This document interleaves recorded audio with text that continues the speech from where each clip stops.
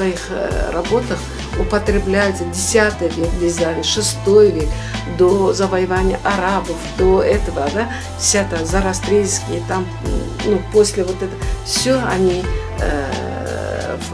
выражается, отражается в их работах.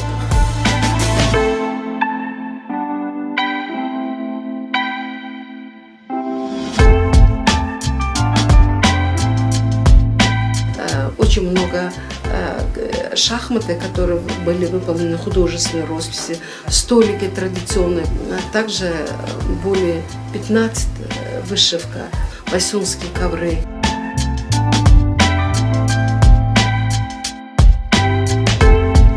Многие ремесленники из Таджикистана приехали сюда обучиться в медночеканной школе. Они обучались, когда вот 2 года тому назад хаджанские мастера обучались, как делают вышивку с натуральными красителями.